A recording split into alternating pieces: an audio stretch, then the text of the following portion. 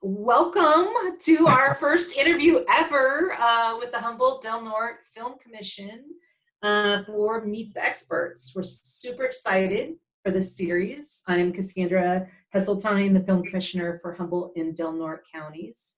And I am tickled pink to have you be the first person that I get to interview. So thank you so much for your time. And can you please just, give us a little introduction of yourself, of, who you are and your industry title and what you do within the film industry? Well, my name is Elan Soltes, and I'm a visual effects supervisor / director of photography, working mostly in TV and some film. That's awesome. And so can you tell me one of the things, we're going to go to watch your sizzle reel here in a minute, but one of the things that I realized I didn't necessarily know is what's the difference between visual effects and special effects? Because I think a lot of people might get those confused. Well, special effects, as they call it, is things that need to happen on set in front of a camera. So special effects can include everything from flames, which would be visible on set.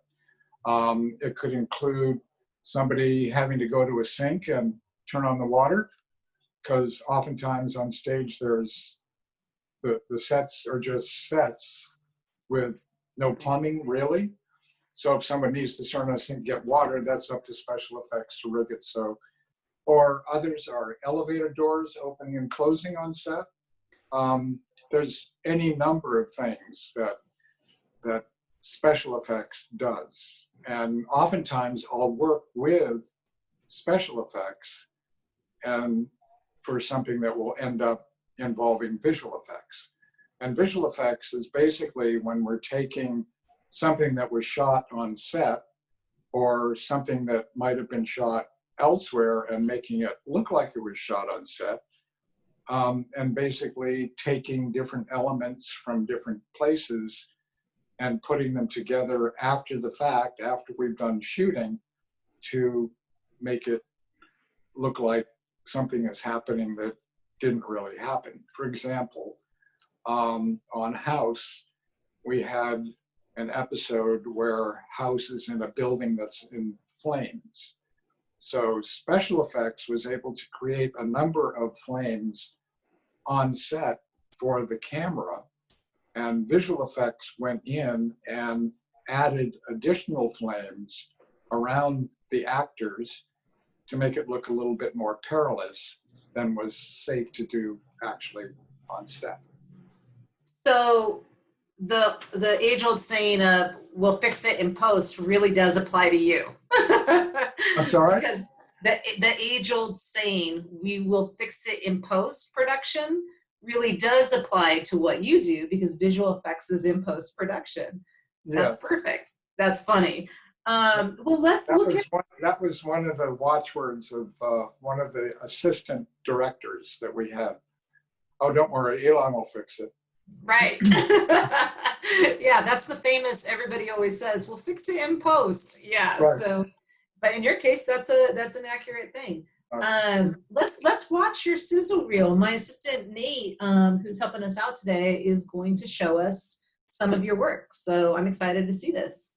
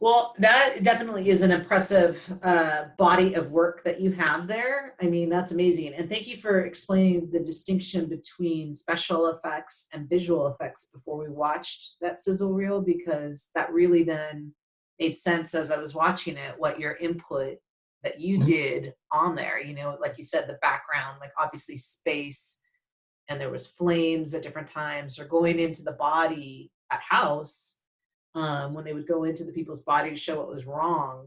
That really made sense that those were the parts that you would have worked on. Right. So that must have been really interesting to come up with, um, how to show the moving parts inside a human body. Well, we used a bunch of different things. There was an early attempt to try to make a huge vein that we could travel down with the camera, and it was it didn't work. There was so much cleanup that had to be done after the fact. So we built, the way we approached it was, the most important thing seemed to be lighting to me, was how do you see inside a body? And it felt to me that the way I've always seen inside my body was when I was a kid and I hold a flashlight up and I could see through my skin, Right. like in my wrist. So the idea that it be subtle and that it be kind of warm in a way. Mm-hmm. So basically what we came up with was a process of creating models out of latex that would be, to create a heart. We had a chest model actually that had a latex heart that you could actually pump with, by holding little air valves, and it had lungs that could breathe. So we could shoot the chest and you could see the lungs breathing. Part of it too was just figuring out what kind of a camera speed we needed to use in order to make it work, because we didn't want to blast it with light. So oftentimes that was part of the trick, was figuring out, okay, what speed do we use? And then when we would get down into the sort of microscopic level or traveling through veins, that we would often do in the computer. So in other words, we create 3D models that would then match into what we'd done practically on a motion control set. So we shot the models of the lungs and the heart and the liver and the kidneys and whatever part of the body we needed to get into. We would shoot that separate from the main unit. I would have my own little shooting unit, and we would shoot that stuff. And then we would combine that with computer graphics and integrate that into whatever it is that we had shot on set. So we might see a patient lying in bed, and then we'd do a zoom into essentially their body, but and then we'd go through the levels of blankets and whatever and skin and get into whatever it was we were trying to illustrate. That's amazing. Well, and as you were explaining all of that, I'm thinking the job must have changed over time as technology changed. What you were able to do and could do, just only improved and got more detailed and better as computers changed, technology changed, cameras changed. Right. I mean, that must have influenced and changed how your job was affected. Right. Well, I mean, as technology has evolved, everything has changed quite a bit. And Right. I mean, it used to be, back, I don't know, I did the pilot for a show called Lois and Clark, which was Superman. Mm-hmm. And at the time, we wanted to see Superman basically jump off and fly. And I thought, well, I wonder if we can do some of that with a computer-generated Superman. So we ended up having to do a cast of Dean Cain, who was the actor. Then we had to saw that up into bits and then send that to Redwood City, where it could be scanned by a company that would scan things and then carve them into redwood objects. So you could go and get your face scanned, and it would cut up part of a redwood tree and to look like your face.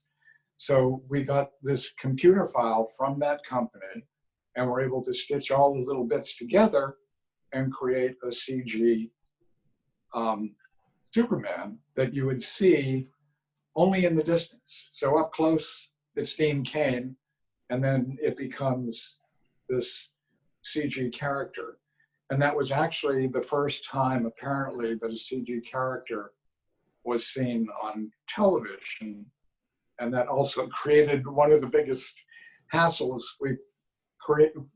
I've confronted with a network and with producers on a show who wanted to promote the idea that this was a new thing that we were doing and had never been done before, and could we show it to somebody next week? And I said, no, we're not ready yet. We'll be ready by the time we need to deliver this, but I can't be ready in a week. It takes longer than that. So it went from that evolution to the point where now people can work at home on their PCs and do almost the same thing or even better than we used to do back then. Wow. Yeah, that's amazing. So you were also, not only was technology changing, but you were finding what existed out there and merging it with the film industry. That's pretty amazing. You were creating new ways of doing your job, visual effects. What do you love about your job? What if you had to pick something that you love about it? I mean, obviously you must love your job, why are you in it? But what do you love about it? What keeps you going? Well, I've always sort of been visually oriented, and so there's that aspect to it. But I think the thing that I liked about it most of all was the fact that it was never the same thing twice. In other words, it was always, can you do this? Can you do this? Well, you did that. Can you do this? And it would be trying to solve a question. Okay, so how do we do that? And it was something new every day. I mean, it barely ever got to be the same thing day after day after day after day. And that's what I really enjoyed about it. That sounds amazing. I too love film for that reason, because every project's always different. How did you get into doing visual effects? How did you get into film and choosing that part of the path of film? Not directly. I mean, I always, like I said, I was always visually oriented. I would play, when I was in school, I would play with press type and stuff, which was this stuff so you could lay out type and stuff like that, and it would look good. I started shooting documentaries, and when we finished the show, we would always need titles for the show, either at the beginning or at the end, or usually both. And so I would do the title design. And then a group of us came out to Los Angeles to do some work. And we had a contract with public television. And I continued doing the titles, and then I got a call from Paramount saying, well, we need someone to do title design on a couple of shows. Would you be interested? And I did it and did some opening titles for different series that they had. And then one day I got a call and they said, well, we need a visual effects supervisor. And I said, I'm sorry, but I don't know anybody who does that, really. And they said, no, you. So they decided that I would be the visual effects supervisor for this show called Mission Impossible. Just that little show. That's amazing. That is an amazing story. Yeah. So Wow. it's been that way ever since. Wow. Wow. That's really amazing. Um, so what would you recommend then, because we're hoping that not only is this super interesting and fun to interview people like you, experts, in the field of film, but we're hoping that some of our locals here in Humboldt and Del Norte and anyone else who watches, our YouTube videos, are, can maybe learn a little bit about how to get into the industry. So what would you recommend for anybody wanting to pursue a path in visual effects? Like what kind of training or aptitude does someone need to do your kind of job? Well, I would say that there are different parts to my job. And part of it is, and this is something that's happened more recently than it has in the past. So in my job, what I would do is I used a lot of Photoshop, and I became proficient in Photoshop, and I could, because I was interacting with the producers, the directors, as well as the people who were sitting behind the computers to do the compositing to make things work. And I was working with the director of photography and the camera department and the special effects. It was this sort of trying to integrate everything so we knew what we were doing before we needed to do it. And then so things would run smoothly, hopefully. Right.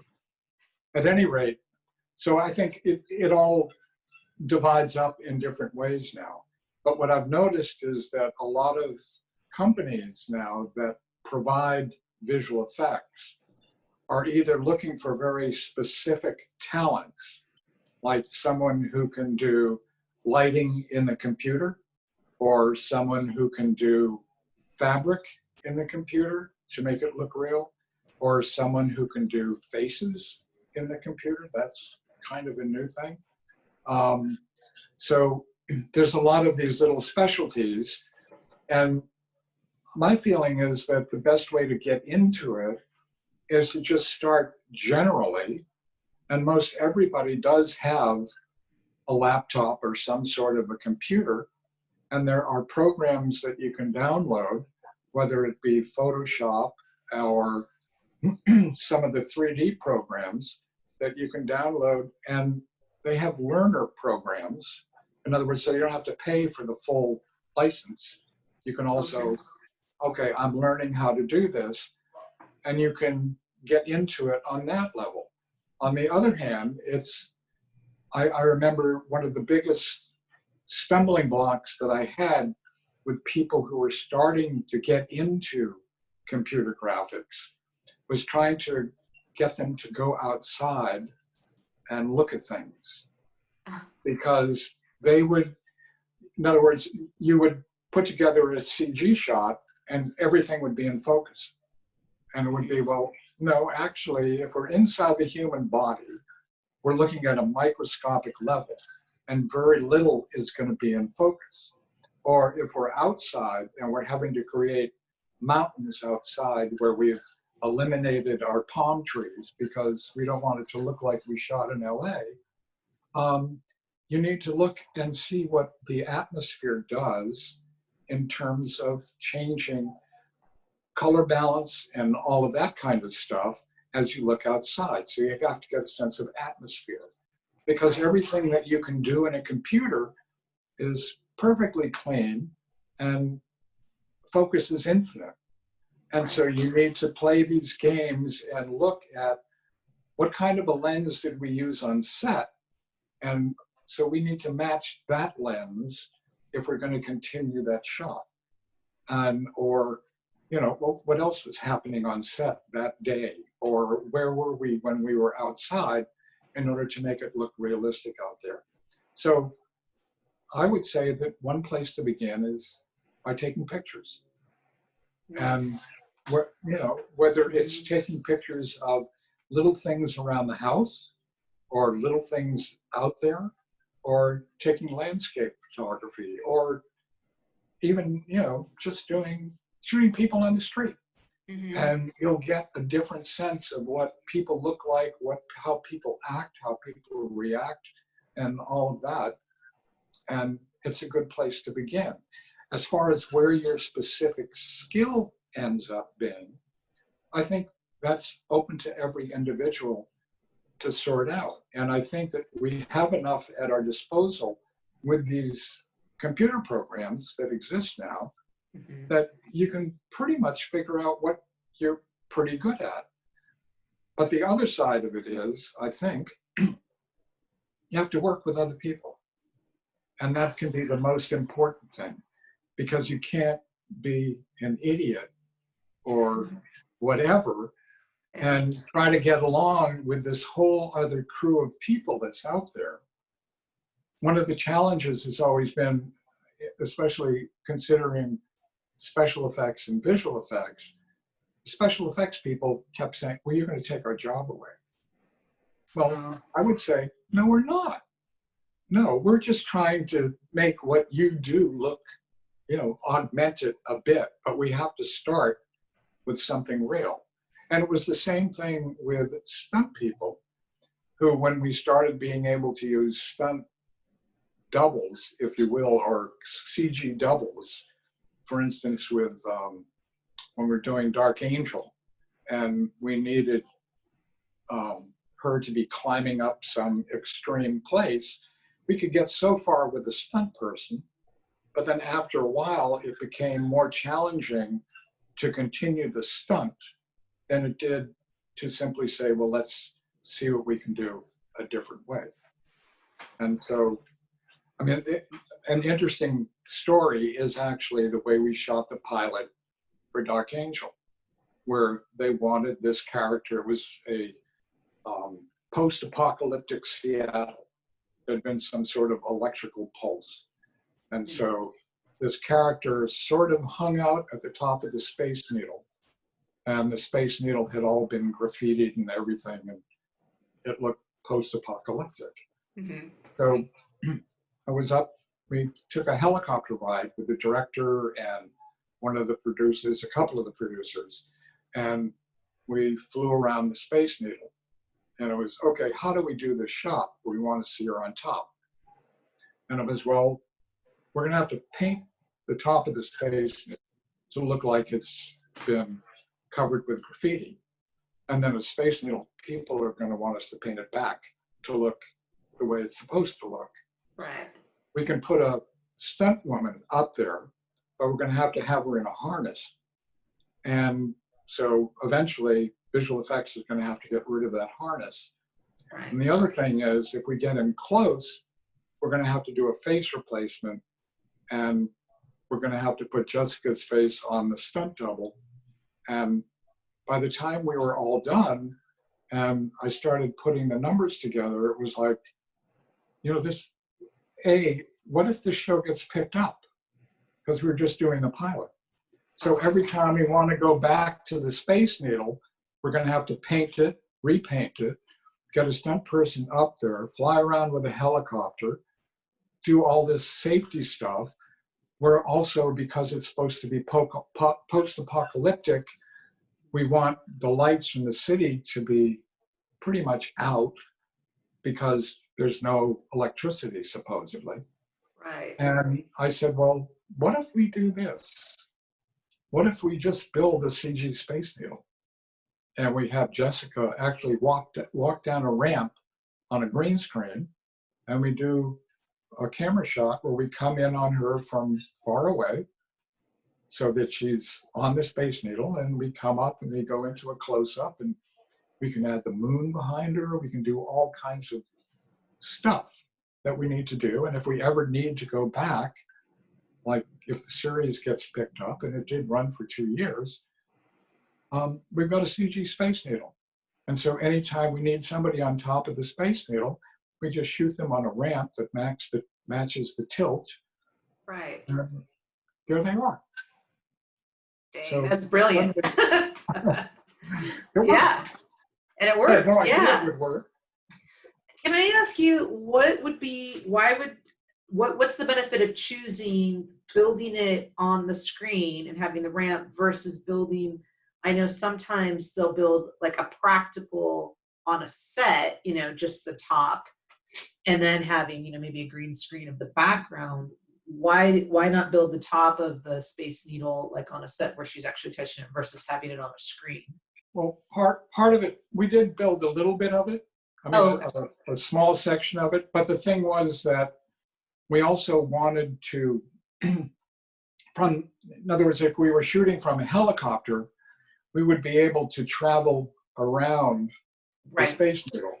Right. And the idea was by having this small set for her to stand on, we could put it on a rotating motor. So Got that it. rather than having a helicopter or us trying to travel around her with the camera, we could actually rotate her Got it. and just make it look like we were, in other words, if she was rotating this way, then Right. it looked like we were flying that way. Right. And that just seemed to be the way it worked out. Wow.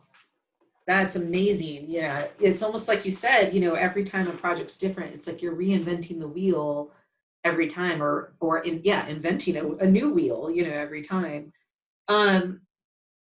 So we've got a few more questions here for you. You talked about some epic stories already. Is there any other epic stories of working on projects that you can think of that would really showcase what you've done, or any other working out some moments like that? Well, I mean, House had its sort of constant array of challenges.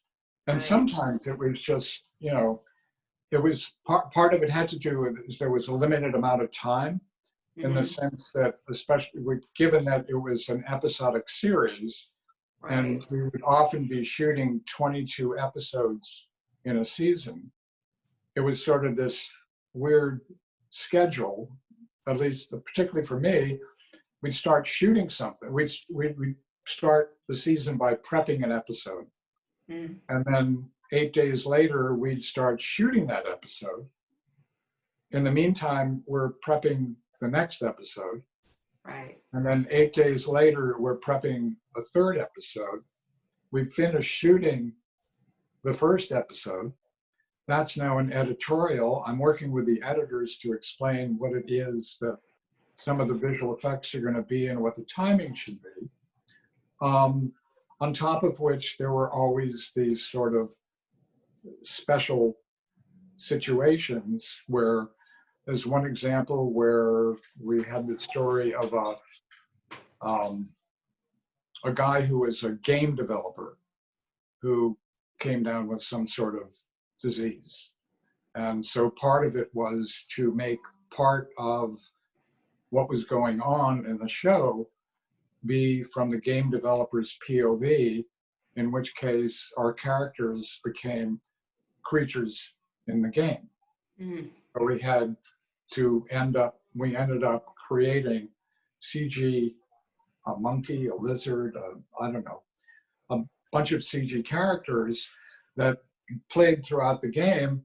And then, of course, when you're doing this kind of thing, and there's what's called render time. So at one point we had something that was like bats that were attacking, and each bat had sort of a hairy body.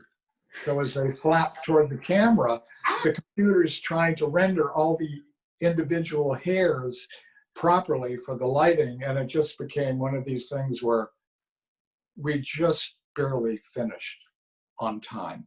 In other words, to be able to deliver that show. But I also remember there was another show that I'd worked on years earlier, where the final visual effects was actually microwaved to ABC in Los Angeles so that it could be dropped live into the show, because it was that far, if you will, behind schedule, or because the schedule was so tight that last shot couldn't be delivered in any other way. Wow. So Wow. it's time, it's pressure, it's all of that, but it's getting used to Yeah. it. And also, I mean, part of it too is just organizing it and Right. getting along with other people. Right. It sounds like it. Yeah, for sure. The 10 years I did in film before being film commissioner, it's always that, it's working, getting along with the different departments, and you're all together a team. Right. But sometimes things don't always work out the way we want them to. So do you have any, but we learn from our mistakes. So do you have any epic fails that you learned from that helped you, moments that didn't work out? Or maybe didn't work out at first and then you were able to correct them in time? Um, Trying to think of an epic fail. I mean, um, nothing super comes to mind. I mean, there were That's times good. when I remember we needed to shoot somebody falling off a bridge in Sydney, Australia, the famous bridge there that goes over the place. And in order to do it, it was sort of one of these last minute things that normally that would have been shot as part of production, but it wasn't. And so the actor had come back to LA and it was, okay, so what are we going to do here? Right. And so we ended up getting one of these plastic, sort of garden chairs and tilting it back and just shooting from overhead and having him act like he was falling. And it looked horrendous, but it's all we had. It was horrible, but it went by really fast. That's hilarious. I'm not sure it's an epic fail, but it's pretty good. Yeah. Well, as talented as you are, your epic fails are probably tiny for sure. Yes. That's great. But at the same time, I got to tell you, looking at some of the shots on my old reel, it was like, oh, we could have done that, or we could have done that. I mean, there's any number of things, but people seem to be mostly happy at the time. So. I'm sure, because you were problem solving. Going back to the time constraint, sometimes you only have so much time to get something done. And so, you solved a problem within that time frame and they got what they needed, so that they could show the project. And that I think is sometimes, half the battle is getting something done in time for it. How do you see the filming industry right now? We're in the middle of a pandemic. Productions want to stay closer to Hollywood. We are in Northern California, as far north as you can go before you hit Oregon.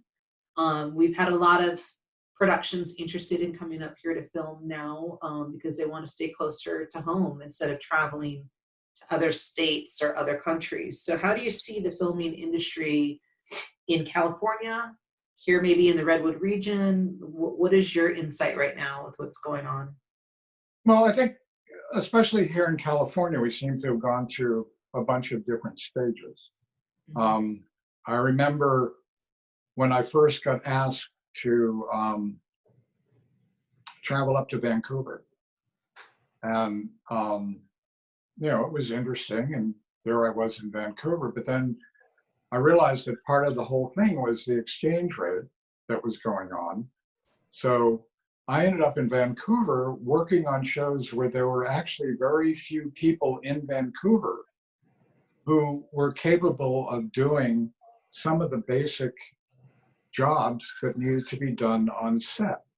So for them, it became very much a learning experience.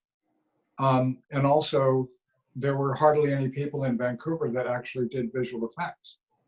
So I can remember touring one or two companies at the time that existed, and one of them had done an advertisement with a cucumber, and the other one had actually worked on SCTV. And I thought actually they had sort of, because of their attitude and everything, they were much easier to work with at the time. But Interesting. it was just, this whole thing was starting. And I remember that a group of us went up to visit Sheila Kuehl, who was a congresswoman at the time, and trying to lobby for California to get more involved on the educational side of things in terms of visual effects, in terms of all aspects of filmmaking. Because at the time, it was very sort of, you could go to UCLA, you could go to USC if you could afford it. But actually in Canada, there were all these other places along the way where you could learn the filmmaking business. And the same thing happened as we went into foreign production, if you will. Because I ended up, I mean, the thing I loved about House was that we shot here in LA for 8 years. And I had a family and 2 boys who were growing up, and it was great to be able to get home, usually in the middle of the night sometimes, but at least get home and see them and spend the weekend with them, as opposed to, I've been in Vancouver, I've been in Toronto, I've been in Montreal, I've been down in Australia for almost a year on a couple of different projects. It was much nicer to be here where it's home, Right. than elsewhere. But the state, especially when we started getting these subsidies, in other words, when Canada started subsidizing productions, and Georgia started subsidizing productions, so there was now a production center in around Atlanta, Georgia, and New York started subsidizing productions. Louisiana was, and basically it was just the state governments basically giving the studios money and saying, please come and shoot here, whether or not we have the people who know what they're doing here. But eventually people did, you know, sort of learn the job or move to those places where the production was happening. So I think that part of the whole thing is trying to localize it, make people available, but also have people who know how to work in a production or with other people who are working on the production.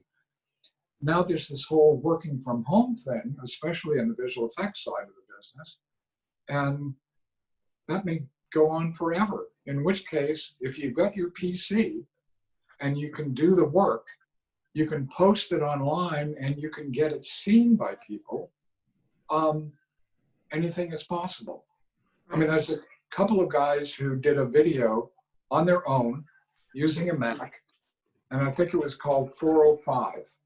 And it's basically a short film about a plane that can't make it to LAX and it has to land on the interstate. And they did it all in the computer, and they put it online, and they've been working in the industry ever since. Smart. So it's just a matter of picking something that you like, I would say. If you don't like it, forget it. It's not worth it. Picking something that you like, practice, practice, practice, get good, and put your work out there.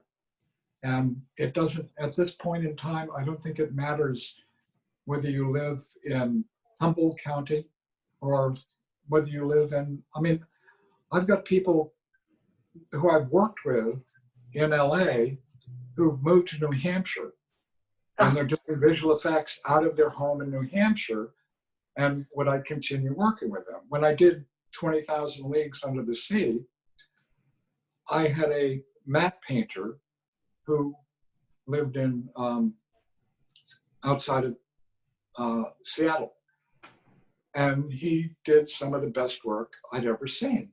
And there was no reason not to send him shots to work on. And so it didn't matter where he was, or, and this is years ago. It didn't really, it was a matter of where's the talent, who can do it, can they do it? And the other thing is just, you know, stand up for what you think you're worth.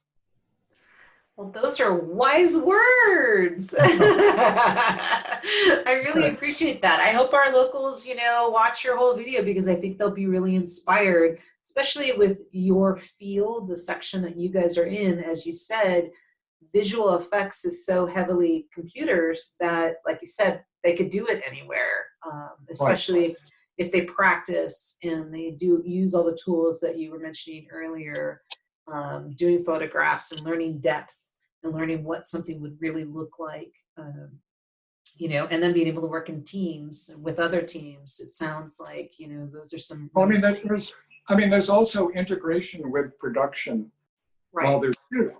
In other words, if they come to Humboldt County to shoot, there's various aspects of visual effects that still, work in prep.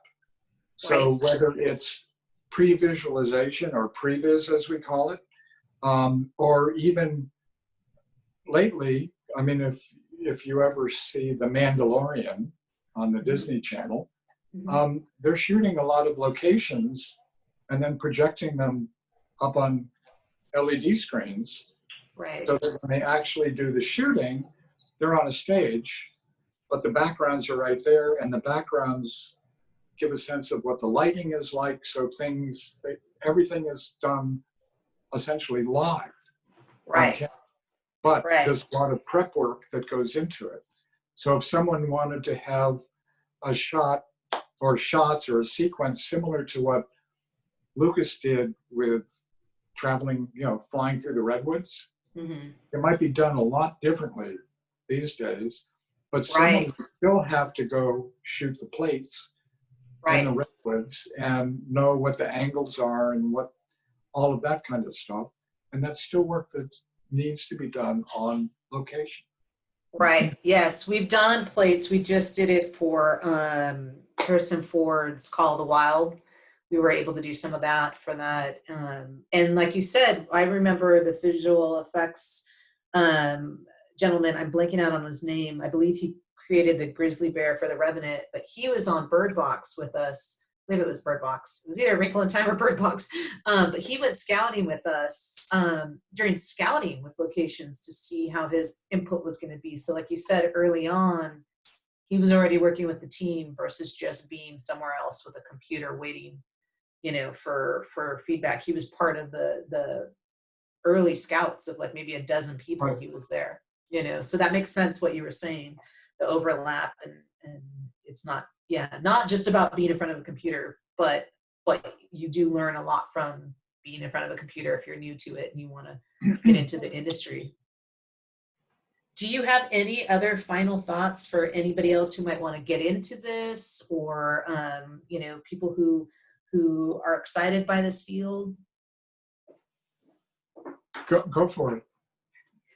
Yeah, no, I love that. Yeah. There's any number of possibilities. It's really, at this point in time, and especially given all the streaming that's going on, there's almost an endless number of outlets and possibilities and just different ways of doing things. And it doesn't hurt to be original either. Yeah. Yes, I love that. And I think that you've been original in many ways of how you've, solved the problem. So I really appreciate that, sharing the stories that you told us. This has been magnificent. I'm so excited to share this with my community and with the world at large. Now that, we are so tech savvy and social media, so I am so excited. Thank you so much for your time.